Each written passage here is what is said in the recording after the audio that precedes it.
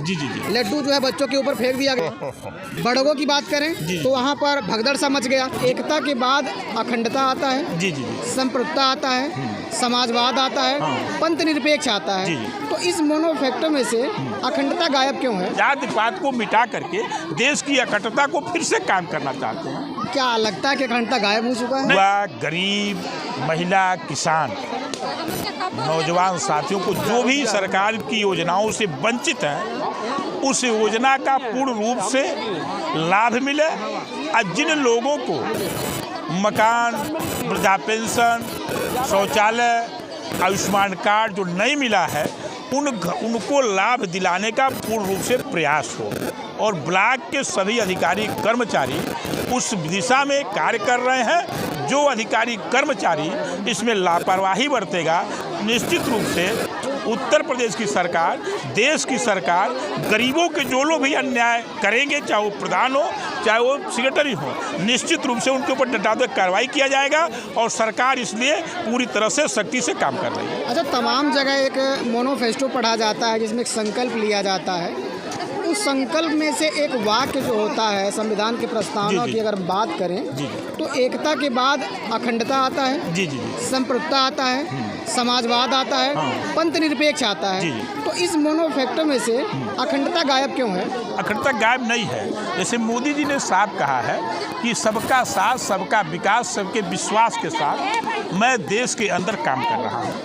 और अभी आपने 2047 तक विकसित भारत बनाने के लिए जो अन्य पाँच देश हमसे जो विकसित भारत के रूप में पूरे देश के अंदर स्थापित हैं, छठे के रूप में हम 2047 तक हम इस देश को लाना चाहते हैं। और देश की अखंडता, एकता को पूर्ण रूप से हम पूरी तरह से जाति पात को मिटा करके देश की अखंडता को फिर से कायम करना चाहते हैं। क्या लगता है कि अखंडता गायब हो चुका है? नहीं, गायब नहीं हुआ है, गायब नहीं हुआ है। अखंडता का स्वरूप बदल रहा है। अगर देखा जाए तब तो विकसित भारत संकल्प यात्रा के दौरान संविधान का प्रस्तावना पढ़ना चाहिए ताकि उसके समाज के जो लोग हैं ना वो जागरूक भी हो। लेकिन इस तरीके से गायब है कि तमाम जगह सिद्धार्थनगर जिले में, महाराजगंज, अन्य लोगों से सारा इस क्वेश्चन किया गया तो सही से आंसर नहीं मिल पाता। नहीं, ऐसा नहीं है।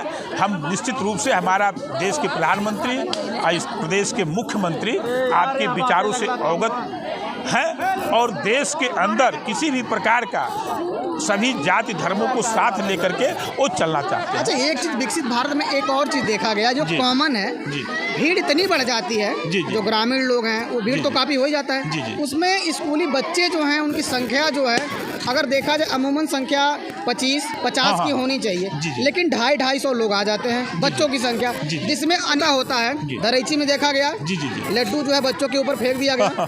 बड़गों की बात करें तो वहाँ पर भगदड़ सा मच गया। क्या ये चीज़ सारा होना चाहिए या फिर इसे कंट्रोल किया जाए कि ये जो विकसित भारत है इसमें जो एजेड लोग हैं या फिर एडेड लोग हैं उनको लाया जाए, उनको विकास का सारा चीज़ बताया जाए? उसमें ये है कि हम सभी लाभार्थियों को यहाँ लाना चाहते हैं, उसके साथ गांव की जनता को लाना चाहते हैं। लेकिन जो अध्यापक यहाँ हैं, जो छोटे छोटे बच्चे हैं, उनको भी उस दिशा में ले जाना चाहते हैं कि गांव के अंदर से उनका जो भय है वो खत्म हो और वो पूरे विकसित भारत की तरफ आगे बढ़ने का प्रयास उनका करें। उसमें अनियमितता हो जाता है, अगर कोई घटना हो जाता है आपकी विषय ठीक, आपका विषय ठीक है।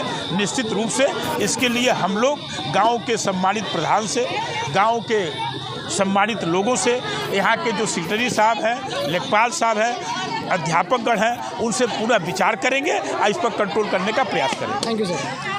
तो ऐसे बातचीत करने के लिए हमारे साथ एक सम्मानित व्यक्ति, लगातार खबर देखने के लिए बने रहें रेस न्यूज़ के साथ।